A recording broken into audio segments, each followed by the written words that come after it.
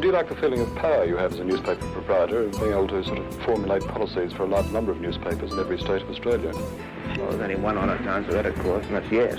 Of course one enjoys the feeling of power. The newspaper can create great controversies, stir up arguments within the community, discussion.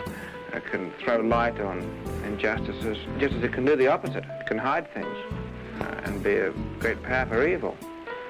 It's not a perfect system, obviously, but can you think of a better one? Hello and welcome to episode 6 of Murderocracy, a podcast that keeps an eye on the news and influence of News Corp, the most influential media company in the Western world. I'm Cam Wilson. And I'm Sami Shah. Hey, Sammy, how are you this week? Good. Been a busy week, keeping an eye on the news, keeping an eye on all the Murdoch headlines and stories, and reading all the opinion pieces, on both sides of the net zero campaign, and then basically wishing I had an Aston Martin that ran on cheese and whey, like Prince Charles. But I guess not all of us have that kind of luck.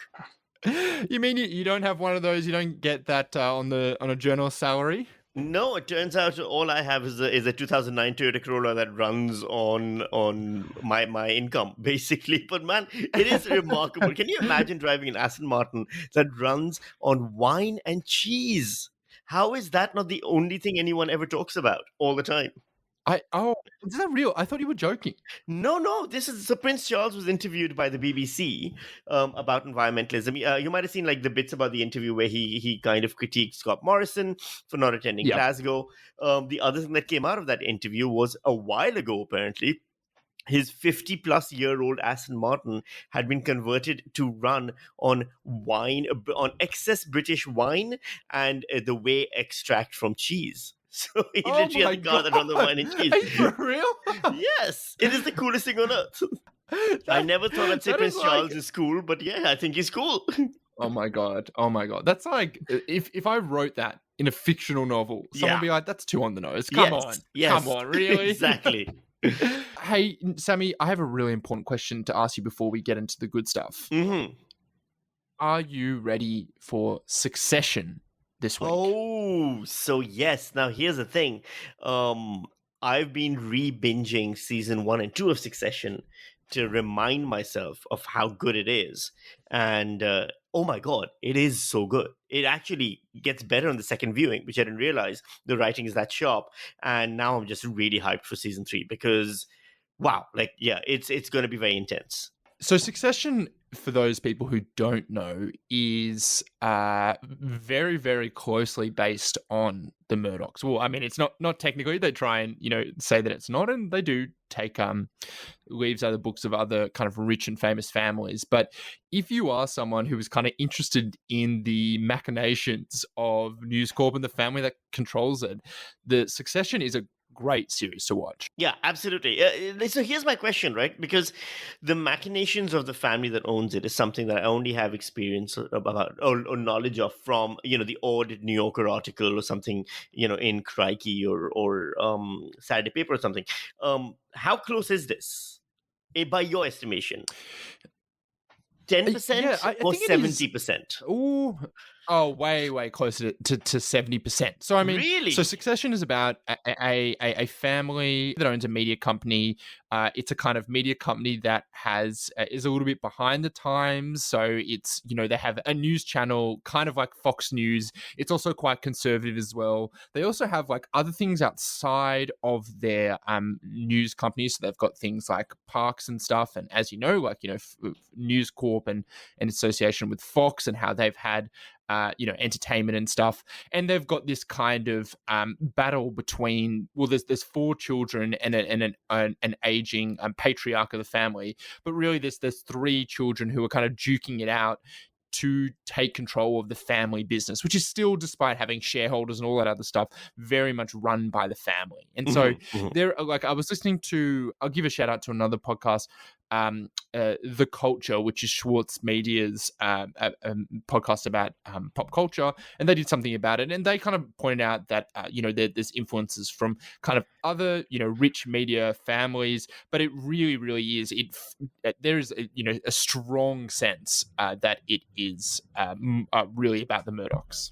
Yes, I mean, but that's been the whole sales pitch, right? When it was coming out, is that this is a show about the Murdochs. I'm just wondering, in terms of like, are there actual scenes that can be traced back to real scenes in the Murdoch family, things like that? Like, how insider is the info? Yeah, I don't know. I do know that when Rupert Murdoch had his 90th birthday, which was just very recently, they cut up a clip and of they did a video tribute as part of it, and Mhm. under the video tribute, they actually played the Succession music Oh, that's for his brilliant. legit tribute. So it is, apparently some of the children have watched the show, some haven't.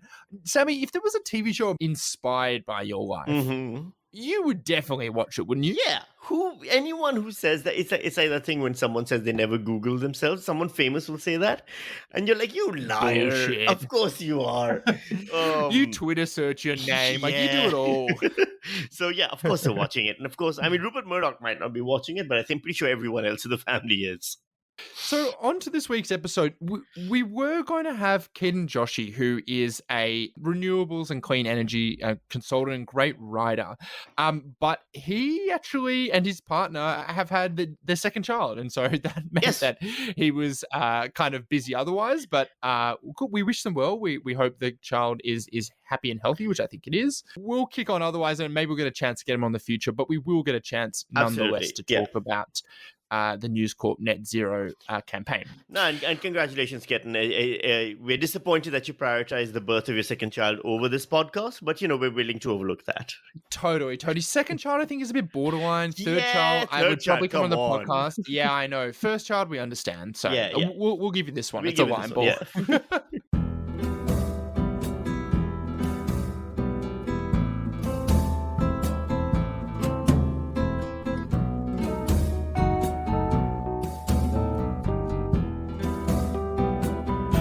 Now on to the News Corp news of the week. This week was the first week of Mission Zero, News Corp's Net Zero by 2050 campaign. Here's a quote from them. On the front of the Daily Telegraph, for decades, the vexed issue of climate change has toppled our prime ministers and torn governments apart. Today, we launch a new series to determine where we need to go to and how we can get there without leaving any Australians behind. I like that quote, by the way, where for the decades of vexed issue of climate change has toppled our prime ministers, because it's basically it should be for decades, the vexed issue of climate change has forced us to topple the prime ministers, but still, yes. It is, I did notice that, it's very passive language. And if you're taught anything in journalism school, you're told to use active language, assign actions to people, say who was responsible for it. But Yeah, in this, I it's think you just go like, passive when it's you who's responsible. someone did this and we just have no idea who. But as for not leaving any Australians behind, there were some Australians in News Corp who were left behind. Andrew Bolt, of course, came out to say that the News Corp Australia's major campaign to speed up climate action is rubbish, and that the global warming propaganda is there to provide political cover for Scott Morrison, according to The Guardian's Amanda Mead. Bolt's column later in the week says about climate change action, this is a religion. So let's just jump from the coal plane and trust the green gods to catch us before we splat. Mead also pointed out that in an exclusive interview with Gina Reinhardt, that was supposed to be positive, it ended up being a little bit less than positive. The headline, Solar, a costly exercise. And in it, she said, we are concerned about rushing to reduce emissions and how that will cost taxpayers billions in subsidies. And it doesn't just stop with farmers having this problem. City people will find the cost of their food will have to increase. And then on top of all that, if that wasn't enough, 9 Papers' Zoe Samius report that the Daily Telegraph also ran an ad during the campaign from a climate change denying group calling climate change a furphy. Sammy, this is week 1 of the campaign. How do you think week 2 is going to go? Well, I just want to end week 1 with a snapshot of the commentary section of the Weekend Australian, rather, where Greg Sheridan has written an article, right, saying net zero target is a rallying cry, not reality, and how basically Scott Morrison is going to ruin his voter base by going net zero. Chris Kenny's written one, the climate policy is tearing us apart. We've got one other, Peter Van Onselen, I will say, has criticized the Nats for not joining them in the climate policy stuff. But, there's 3 out of 5 columns are critical of the climate policy already. I think this is very much the case of, when you do something, when a country does something, for example, human rights atrocities, and the United Nations goes, why are you doing human rights atrocities? And the country says, we will no longer do human rights atrocities. Look at us, we're now becoming good. And they continue to do the human rights atrocities, but now they just make a concerted effort to present themselves as good. It's something you see in Saudi Arabia, for example, with the current government, and you've seen it in a lot of other developing nations do this thing. That's what they're doing. That's all News Corp is doing. They're still as anti-climate change for their voter base as they need to be, but the front page of the newspaper presents a different image for the Glasgow conference, etc. We've covered this before. I think even with what we've seen and what we kind of knew, saying that net zero by 2050 is actually not enough. That's not according to me. That's according to scientists. Committing to just net zero by 2050 is committing to like a climate apocalypse. Even with that in mind, even if you're like, okay, well, that's nice of you to say, but they can only do what they can do. The commitment to really trying to push for this has been pretty half-assed, I have to say.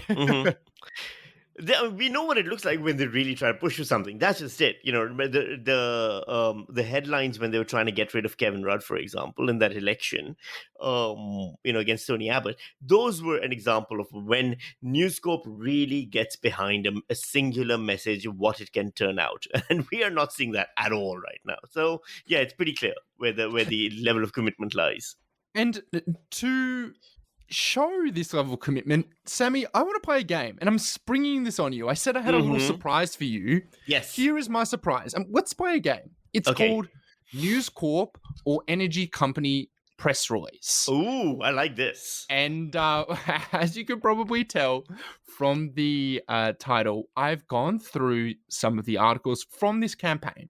And I've also gone through some press releases from mining and energy companies.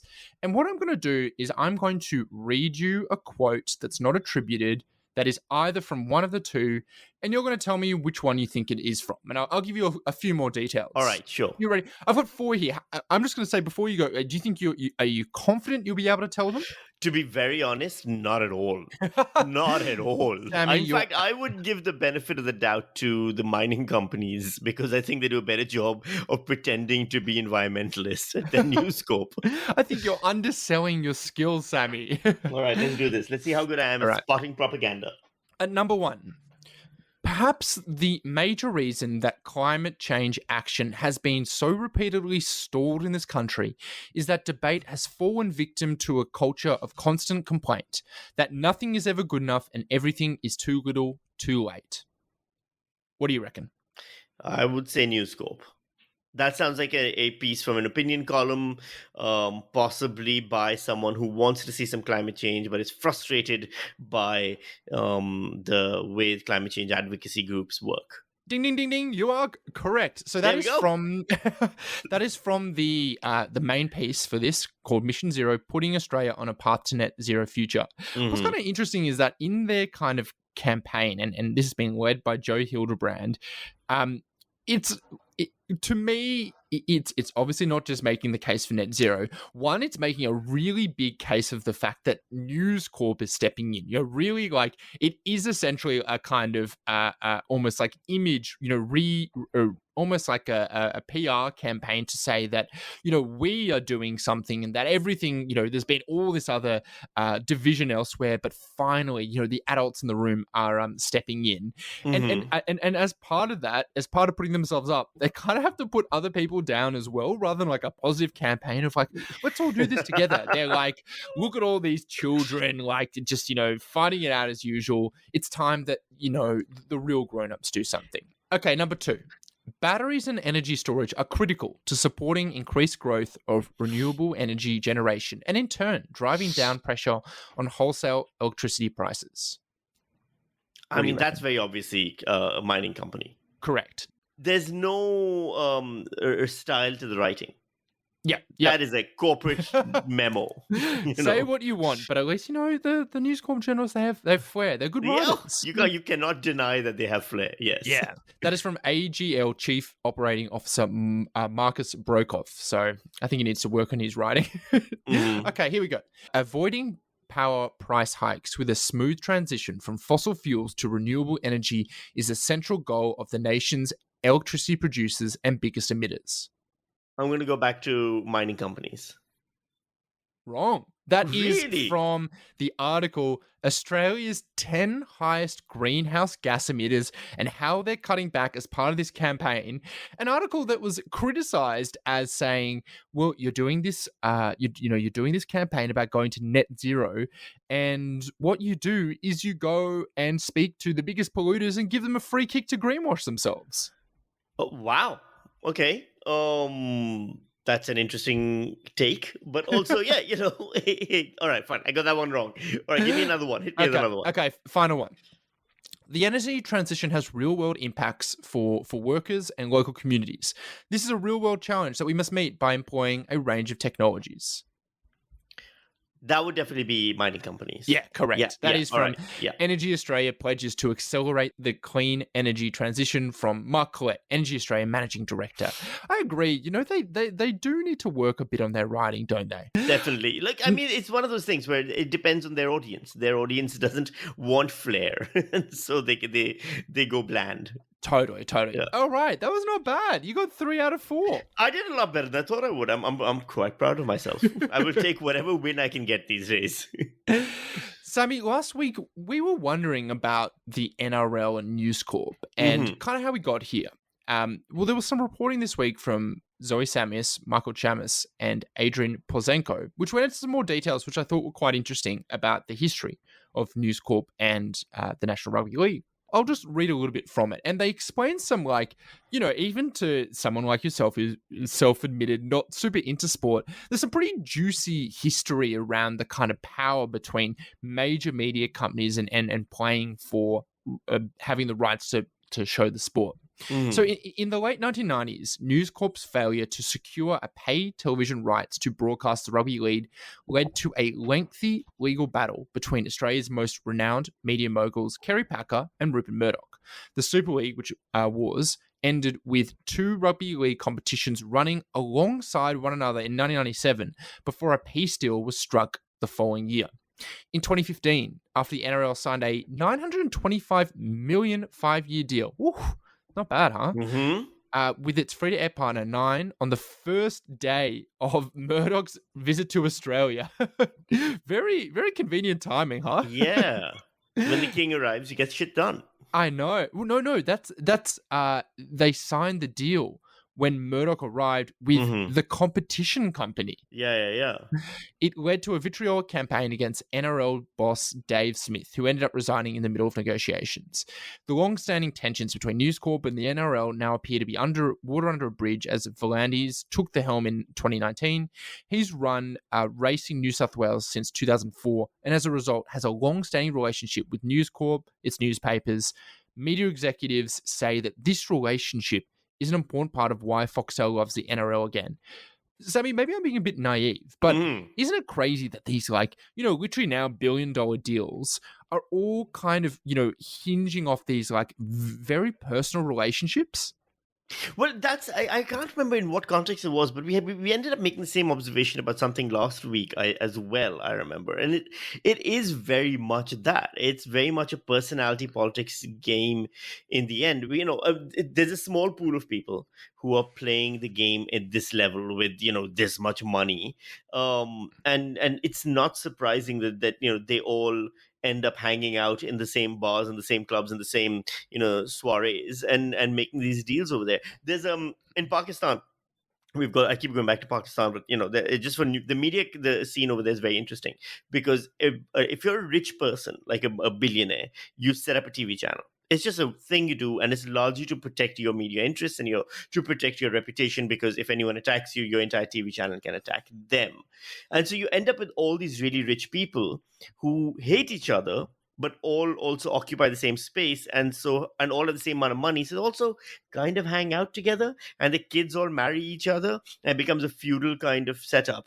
And you see the Oh. similar thing here, where the friendships between, for example, the Rupert Murdoch's son and some of the other media moguls' children, has been a long-standing thing. They've all had relationships. In the end, these guys may all see each other's competition, but they see it as a friendly competition. It's much the same way as, when everyone clocks off in Canberra, they all head to the same bar, whether they be Labour, Liberal, Greens, or One Nation. There seems to be a camaraderie in the fact that they're a part of a shared experience. And I guess if you're a multi-billionaire, then your shared experience is, a private yacht and a helicopter and the NRL. Totally.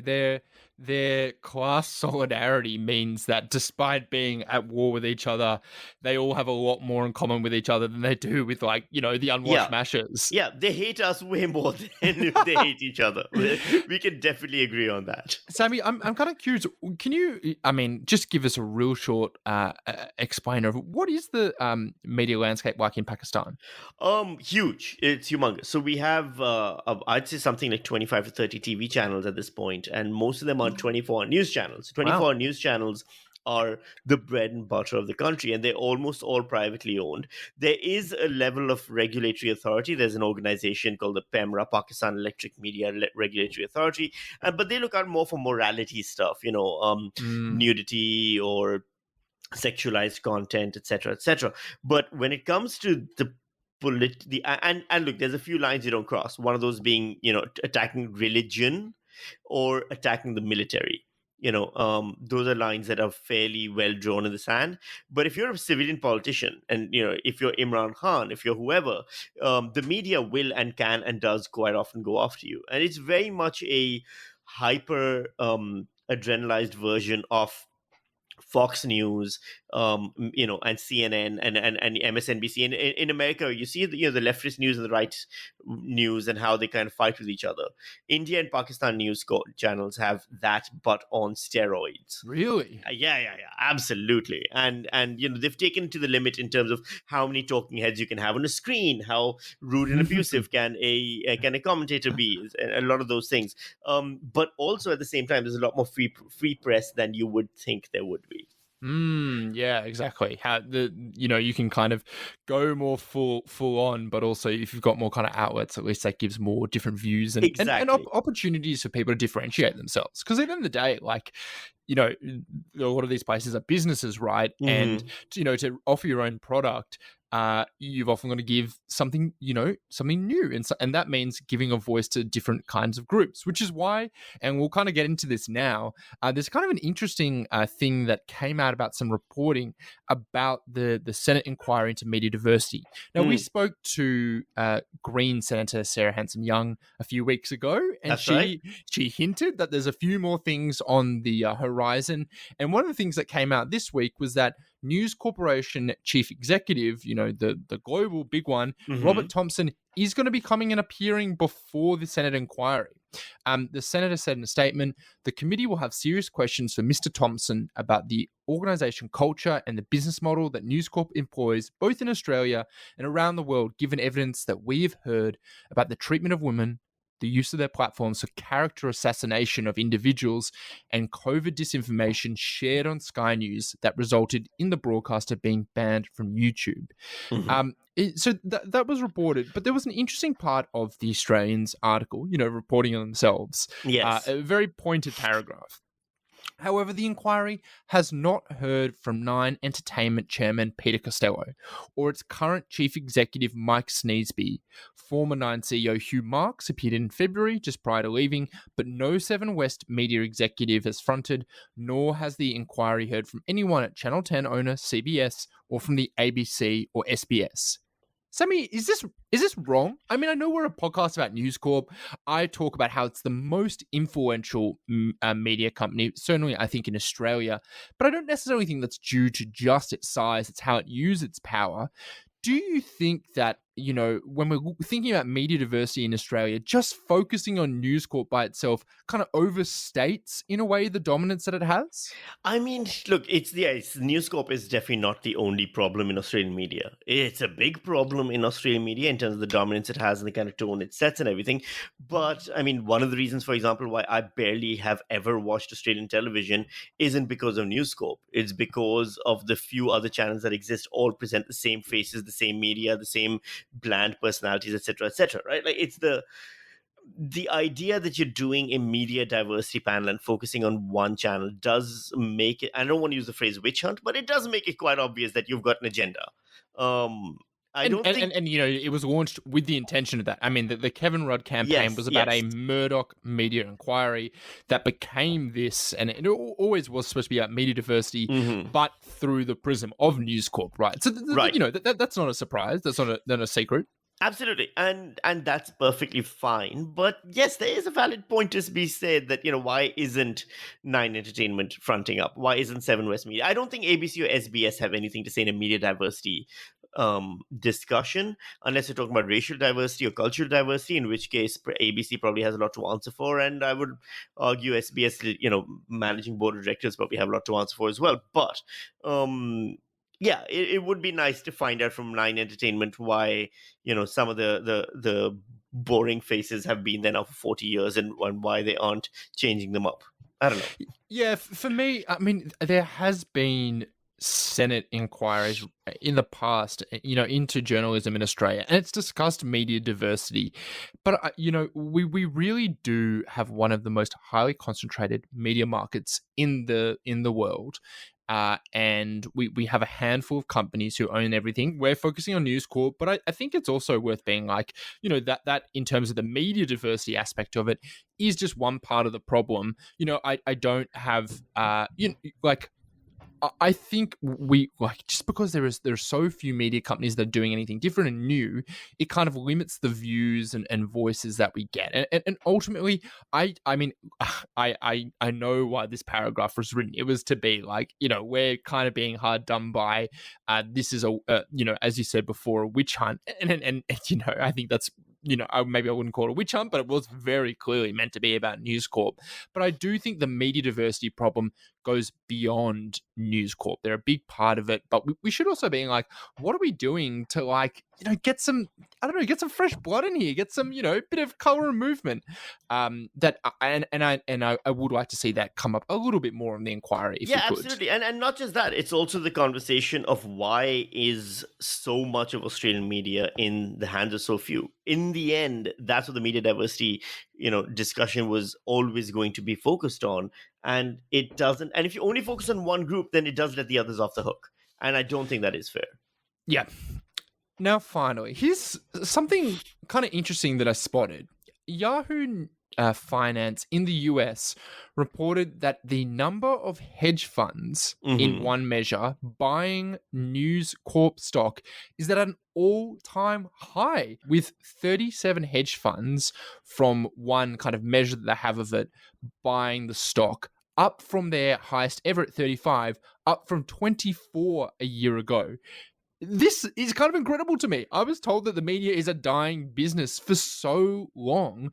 Sammy, are you going to be buying some News Corp stock? I mean, look, my current entire stock investment plan is there's all right, I'll tell you about this. There's an app. Here we go. I'm like rubbing my hands. Strap in. There's an app called Raiz, Raiz, and it's basically stock investment for dummies, right? So you put a little bit of money in there, and they invest it for you, and they do roundups of every purchase you make and whatever, and they kind of invest that. And I don't know what they've invested it in, and I use it less for investment.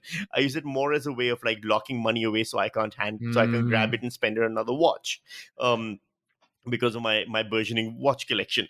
But you know what? I don't think you would ever be stupid to bet on News Corp. You don't last this long in this industry without knowing how to increase your valuation from time to time.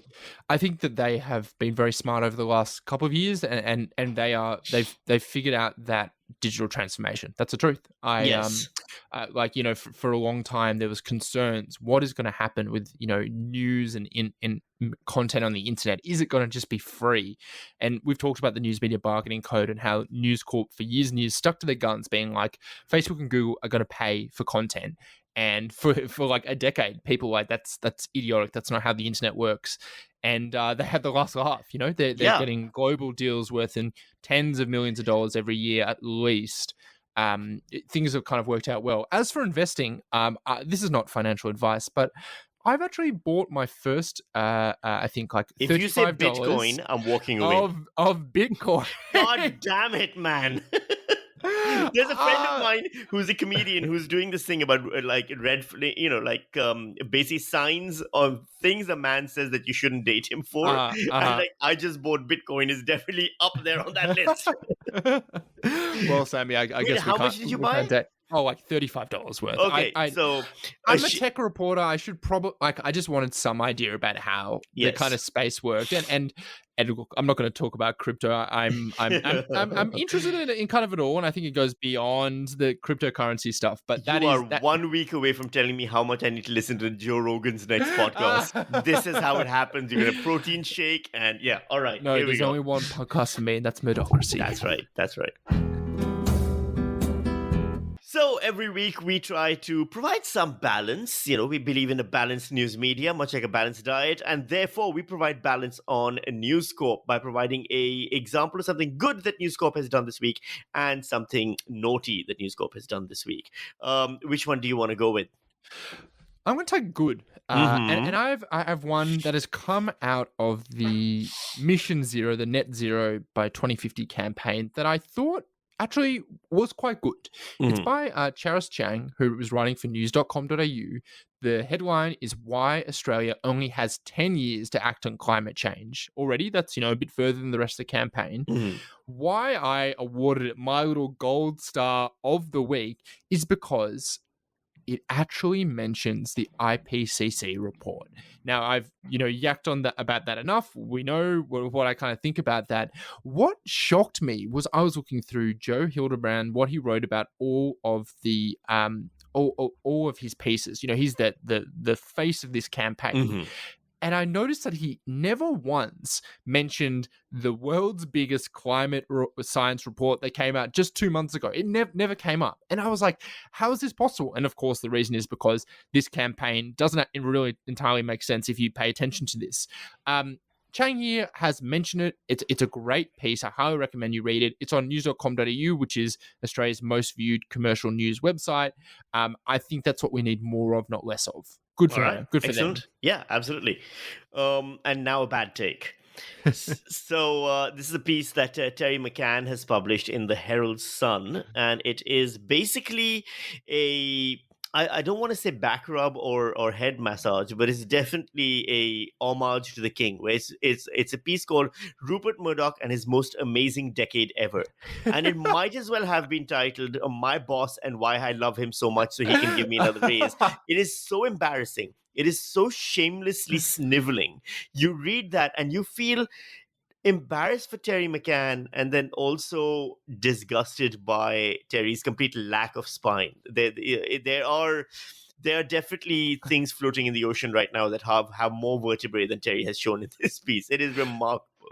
To me, the truly astonishing aspect is that when Murdoch launched on the most extraordinary decade of entrepreneurial innovation and breathtaking risk-taking, and most of all, success that the world has ever seen, he had already been building his News Corp for 34 years, and he's still there. Wow.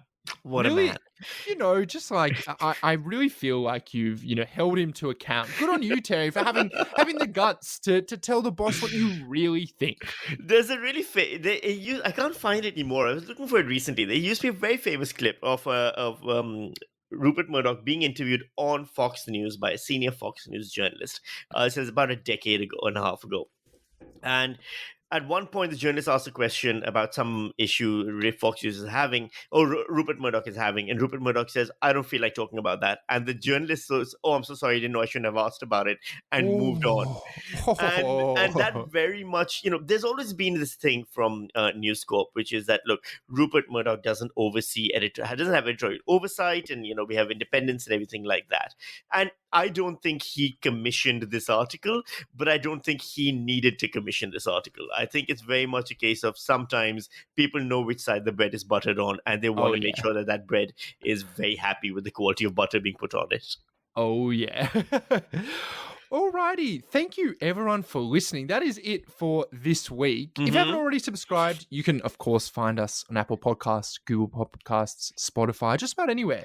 And as always, I really recommend joining our podcast group on Facebook. It's called Murdocracy. We chat there throughout the weeks. We ask people for story ideas as well. We'd love it if you joined us in there. I just want to point out, by the way, that something you haven't mentioned is we did a bit of we had a bit of a victory in the iPod rankings by overtaking. Who was it? It was the Bolt Report. We were more successful. We were listened by more people than the Bolt Report. So there you go. We're here. We've landed. We're the big time now, baby. Thanks to Kevin MacLeod for our theme music, Ruby Innes for our artwork, and of course, thanks to you, Sammy. Thank you so much for having me, Cam. Bye. Bye.